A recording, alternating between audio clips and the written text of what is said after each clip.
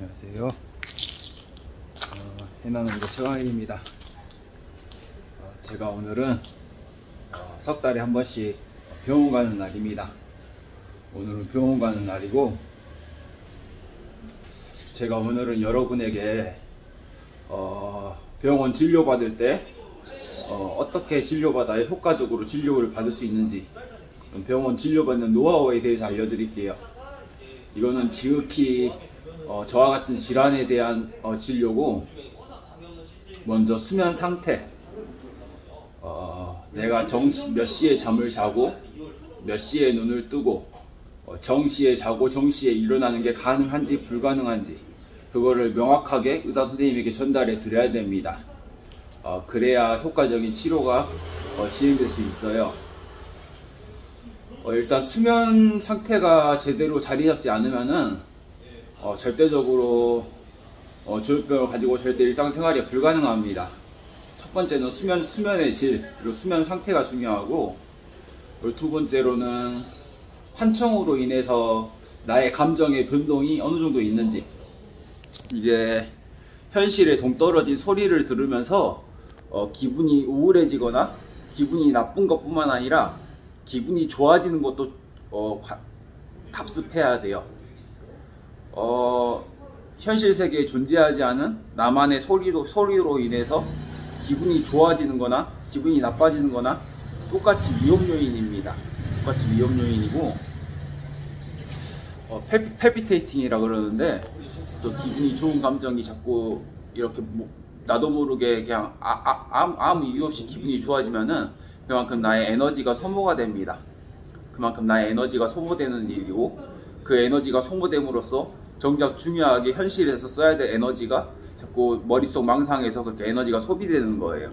그렇기 때문에 환청으로 인해서 나의 감정 변동이 어느 정도 있는지에 대해서도 병원 의사 선생님에게 솔직하게 전달해 드려야 돼요. 그리고 또 중요한 거는, 과거에 내가 상태가 심각했을 때를 100으로 놓고 맥시멈의 그 환청의 그 양을 100으로 놓고 지금 현재 치료받는 과정에서 환청의 양이 어느 정도 줄었는지, 저 같은 경우는 한 7, 8년 전에는 심각했을 때를 100으로 놨을 때 한 30%에서 40% 정도만 남고 다 사라진 적이 있습니다. 지금은 완전히 없는데, 그러니까 아주 심각하게 아팠을 때를 100으로 놓고 환청의 양이 어느 정도 줄었는지, 그리고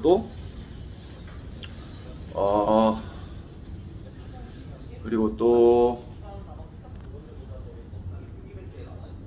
이제 어느 순간이 되면은 환청을 통해서 고통을 느끼다가 환청이라는 게 인지가 안 될 때가 옵니다. 이제 환청이 쉽게 말해서 하나의 배경음악이 되는 그런 상태가 될 때가 있어요. 이제 환청이 그런 배경음악이 되면은 내가 환청을 듣고 있어도 환청이 인지가 안 되는 순간이 옵니다. 그게 중간 단계라고 생각해요. 그게 중간 단계고, 환청이 인지가 안 되고 배경음악이 되는 그런 상태 또한 의사 선생님들에게 전달해 드려야 됩니다. 그래서 첫 번째로는 환청의 양이 어느 정도 줄었는지, 그리고 환청이 인지가 되는지 안 되는지, 환청으로 인해서 내 자신이 감정 변동이 있는지 없는지, 기분이 좋고 나쁨이 환청으로 인해서 기분이 좋고 나쁨이 있는지 없는지, 이런 정도의 양까지 선생님께 구체적으로 설명해 드리고, 수면의 양이 몇 시에 자고 몇 시에 일어나는 거를 구체적으로 설명해 드려야 됩니다. 이런 것들은 꼭 전달해 드려야 돼요. 나머지 감정적인 내가 너무 힘들어요, 내가 왜 사는지 모르겠어요, 삶이 너무 고달파요, 이런 별로 감정적인 이런 요소들은 굳이 의사 선생님에게 전달할 필요가 없습니다. 의사 선생님은 환자를 치료하는 사람이지 환자의 인생을 대신 살아주는 사람이 아니기 때문에, 인생이 너무 고달퍼요, 삶이 너무 힘들어요, 남편 때문에 죽겠어요, 누구 때문에 죽겠어요, 그런 거는 되도록이면 의사 선생님들에게 얘기 안 하는 게 좋습니다. 환자로서 별로 의미 없는 말이에요. 그거는 본인 스스로 극복해야 될 문제고, 중요한 거는 환청의 양, 그리고 환청으로 인한 나의 감정 변동, 그리고 환청이 들리더라도 인지가 되는지 안 되는지, 그리고 환청이 어느 정도 환청이 나에게 어느 정도 영향을 미치는지, 그리고 그런 걸 통해서 내가 잠을 잘 잘 수 있는지 없는지 이런 것만 설명해 드리면 돼요. 자지우지라는 이런 감정적인 것들은 의사 선생님들에게 얘기 안 했으면 좋겠어요. 그건 의사 선생님들이 해결해 줄 문제가 아니에요. 그리고 어찌됐든지 간에 설령 카운셀링을 잘하는 의사 선생님들도 있고 카운셀링을 별로 잘 못하는 의사 선생님도 있습니다. 하지만 제가 7명, 8명의 주치의를 만나면서 상담을 잘한다 해서 의술이 좋은 게 아니고요. 그리고 의술이 좋다고 해서 상담을 잘하는 게 아니에요. 예, 의사로서의 이런 소질은 의사들마다 추구하는 성향이 있고 방향이 있고 추구하는 처방이란 게 있는 것 같아요. 그래서 상담을 막 성심성의껏 한다 해서 의술이 좋은 건 아니에요. 그리고 누차 말하지만 상담은 별로 그렇게 상담은 차갑게 하고 냉소적으로 하는데 의술이 좋은 선생님이 있어요. 이거는 의사들만의 장단점이에요. 그래서 이런 거에 대해서 일일이 환자로서 어떠한 의사 선생님을 만나더라도 일일이 하지 말고 꼭 구체적으로 전달해 드려야 돼. 나의 병적 사항만 얘기를 하세요. 누차 말하지만 자질구지랑 아유 인생이 너무 고달퍼요, 돈 벌기가 너무 힘들어요, 남편 때문에 죽겠어요, 이런 거 굳이 의사 선생님에게 얘기하지 마세요. 그 의사 선생님이 해결해 줄 문제가 아니기 때문에. 그래서 오늘은